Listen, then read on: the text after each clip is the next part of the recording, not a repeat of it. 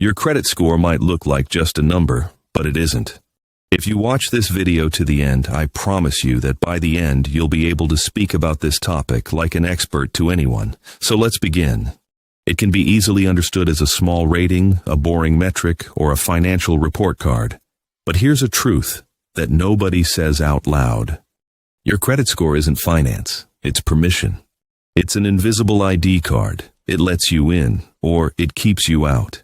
It mainly decides whether you'll pay the normal price or the punishment price.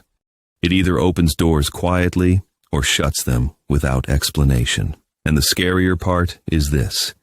Most people spend years trying to fix their credit score, but they never understand the system that created it. Today, we're going to open the hidden rules and the hidden doors. Not the generic advice you hear every time, not pay your bills and be responsible. We're going to break down what a credit score really is in detail, how they measure your history, how they classify you, how they price you inside the system, and how they shape you inside a built trust score framework. And by the end of the episode, you'll see why credit scores feel like power. The first illusion. It's only about debt.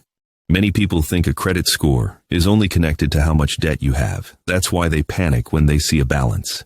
They think, if I just pay off my debt, everything will be fine. But that's not the question the score is built on. How much debt do you have? The score asks something colder. How predictable are you? Of course, it's not asking, are you rich or are you a good person?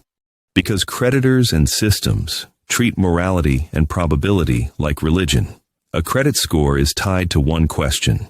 If we give this person access, will they behave the way we expect?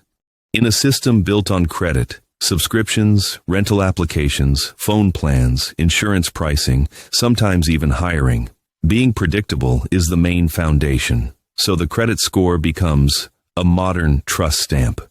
It resembles a silent judge, and the moment you understand this, you stop chasing the number and you start reading the rules. A credit score is not a mirror. It's a door. Here is the hidden rule you don't know. Credit scores don't describe you. They classify you in detailed form. The system wasn't created to help you understand your finances. It was created so institutions can price risk and decide access. That's why two people with the same income can live in two different realities. One gets approved instantly, lower interest, higher limits, better terms. The other gets the message, we can't approve you at this time. Higher interest rates. Deposit requirements, more obstacles. Same income, but different permissions. The system doesn't measure wealth. It measures behavior and history. You can think of the credit score like a nightclub bouncer. You can wear expensive clothes, look confident, say, I'm trustworthy. But if your name isn't on the list, they won't let you in, and you're pushed outside of every benefit and offer the system gives. Credit is that list. The trust score system. What does it really measure? Now we're opening the mechanism for you. A credit score is built from signals, and those signals are like surveillance of your financial behavior over time. But not all signals are the same. Some are big, some are small, and some are traps that look like normal use. These are the key questions the system tries to answer. Do you pay on time? Do you borrow responsibly or aggressively? Do you need credit to survive? Or do you use it to optimize? Are your habits stable over years or chaotic? When you're given access, do you become greedy or do you stay stable? Pay close attention to one thing. None of these questions are about how smart you are. They're about how you behave, because predicting behavior is easier than predicting intelligence. And profiting from predictability is easier than profiting from potential. So the system divides your life into categories. Not good person and bad person, low risk and high risk. And then, it sticks on a price tag. The hidden trap most people don't understand. Utilization. There's a hidden rule that quietly destroys people's credit scores, and it's utilization. It sounds harmless. Just a ratio, how much of your available credit you're using. But in a trust score system, utilization is a tool for psychological profiling. The system asks, when you're given access, do you stay calm or do you consume it aggressively? Because someone who uses a large part of their available limit looks to the system like someone living on the edge. Even if they pay on time or never miss a payment, it doesn't change the signal. High utilization was a pressure signal, and pressure is a risk signal. That's why someone can say, "I'm doing everything right," and still see their score drop. Because I'll say it again, the system doesn't only judge morality, it judges stress, and stress is where defaults are born. So utilization becomes a silent protection system. It can punish you quickly or reward you quietly, even if your income hasn't changed at all. And here the illusion deepens. You think you're using credit, but the system is using you. It quietly and secretly watches how you react to access. Credit repair is not a fix. It's reclassification. People love the phrase credit repair, as if something broke and you're fixing it. But in reality, most of what people call repair is simply being reclassified by the system over time. Because the score is built on history, and history isn't rewritten instantly. It has to fade. It has to age. It has to expire. And it has to be replaced by new behavior. That's why quick fixes often lead to disappointment. A score is not a light switch. It's a reputation system. And reputation systems move slowly until you do something that triggers an alarm signal. Then the system moves very fast. And this is another core hidden rule. In trust systems, good behavior accumulates slowly. Bad signals hit the alarm button instantly. This asymmetry isn't accidental. This is the system. The real purpose of credit scores, pricing your future. Now we go to the deepest layer of what you can't see. Why does this system feel so powerful? Because it doesn't only evaluate your past. It also evaluates your future.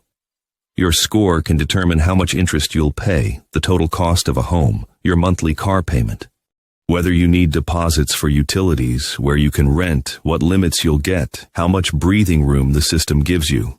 So the score is a multiplier. Small differences in score can create huge differences in cost. And huge differences in cost have the power to change life trajectories. That's how a number becomes a door. Not only a financial door, a social door. Because when your cost of living is higher, just because you're labeled high risk, your room to breathe shrinks. And when room shrinks, stress rises. When stress rises, mistakes multiply.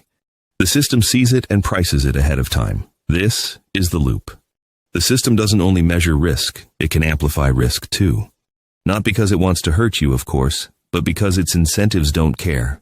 The system was built first to protect itself.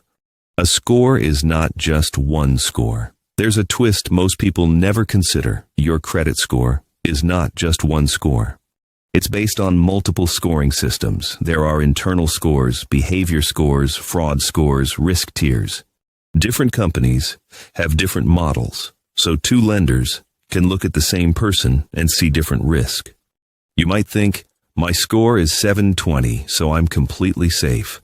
But a lender might see thin history, high utilization last month, too many recent inquiries, unstable patterns, too much new credit in a short time. And suddenly, the offer changes and you face an outcome you didn't expect. That's why people think the system is random. It's not random, it's multi-layered. And you only see the top layer, meaning you only see what they show you. And you end up facing unexplained denials. We reveal the hidden rule behind on-time payments. You've heard that payment history is important. That's true, and it can't be changed. But the part most people miss is different. Payment history isn't only responsibility. It's proof that you can obey a schedule, because financial systems run on schedules. Debt isn't only an amount. Debt is a timeline. And if you can obey the timeline, the system starts trusting you more. That's why stable, boring behavior is always rewarded by the system. Not because boring stability is sacred, but because being boring means being predictable.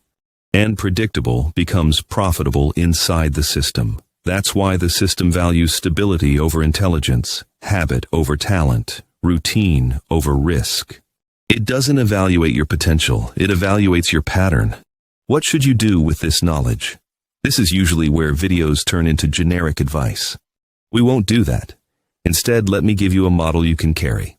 A credit score is a permission score built from predictability signals and used to price access.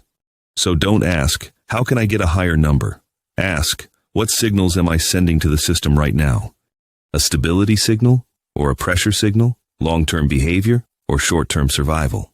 A calm pattern or a chaotic pattern? Because the system never reads your intentions. It reads your behavior directly, and it responds accordingly. Final reveal. Credit is a modern power structure. Money is not neutral. Debt is not just debt, and credit scores are not just numbers. They are the architecture of invisible permission doors, a system that decides who gets cheaper time and who pays extra for the same life. It decides who gets flexibility and who gets friction. And once you see it, you instantly understand why people feel trapped. They don't just have expenses, they have a classification, a label that shapes the cost of their future. This is what power looks like in a modern system. Not loud, not dramatic. Quiet, a number, a door, a rule. If you want, in the next episode, we'll reveal the most misunderstood rule, why good income can still lead to a bad score, and how the system reads that contradiction.